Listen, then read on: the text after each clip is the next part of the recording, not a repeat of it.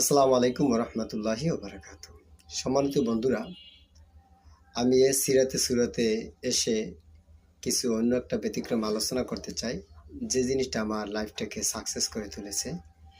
সুতরাং সেই জিনিসটা আমি আপনাদের সম্মুখে প্রসার করতে চাই। তা হলো মূলত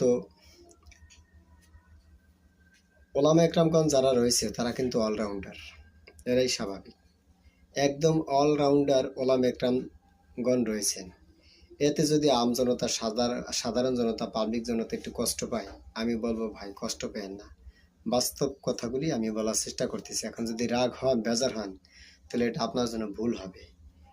এটা স্বাভাবিক, কেননা একটা ওলামা একরাম যেভাবে আপনার সাজিয়ে গুছিয়ে কথোপকথন করবে, আর পাশাপাশি দেখা গেছে সহি শুদ্ধ করে দেখা গেছে আপনার কোরআন তেলাওয়াত করতে পারবে, কোরআন মাসালা তাজবিদ হাদিস ইত্যাদি বলতে পারবে, করতে পারবে, পড়াতে পারবে, এটা আপনি পারবেন না, ইম্পসিবল।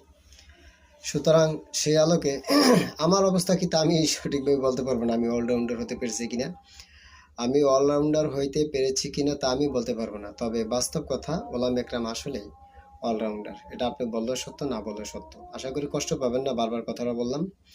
তো যাক বন্ধুরা, আমি ওদিকে যাব না। যেই জিনিসটা আমাকে উন্নতি করে তুলছে সেই জিনিসটা সম্পর্কে আজকে আমি আলোচনা করব। বন্ধুরা, আসলেই অনেক রকমের আপনার ব্যবসা বিজনেস রয়েছে। কোরআন হাদিসের আলোকে আমি মসজিদ ইমামতি ঠিক রেখে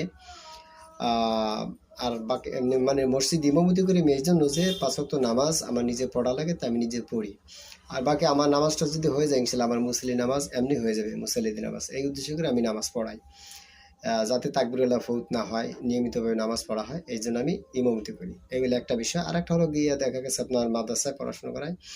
মাদ্রাসাতুল মাদিনা পুরুষ মহিলা উভয় শাখায় এখানে 155 জন ছাত্রছাত্রীর পাশাপাশি 11 জন শিক্ষক শিক্ষিকা ছিল। কিছুটা কমেছে এলাকায় একটা দ্বন্দ্ব ফাসাদ হওয়ার কারণে। তো যাই হোক আলহামদুলিল্লাহ, তারপর দেখা গেছে আলহামদুলিল্লাহ এতে আমি মোটামুটি না, এই জন্য পড়াই যে আমার ভিতরে যেই আপনারা যেটা বলে থাকেন কারিয়া বেস মৌলানা মুফতি, যাক আল্লাহ শুকরিয়া। আর কি ভিতরে কতটুকু এলেম কালাম আছে না আছে তা আমি বলবো না, এটা আপনারা বলে যথেষ্ট হবে, এটা সত্য কথা। অহংকার, হিংসা, তাকাব্বুর যে যা মনে করেন করতে পারেন, কারণ আপনার কবর আমি যাব না, আমার কবর আপনি যাবেন না। এই জন্য আপনার বলার অধিকার আছে, আপনি বলতে পারেন।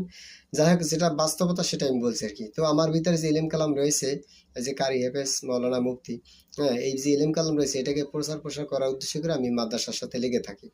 যাই হোক, যে কথাগুলি বলা উদ্দেশ্য, মাদ্রাসা মসজিদ এগুলির সাথে লেগে থাকার মূল কারণ একটাই, ইমান আমল তকবির ঠিক রাখবো।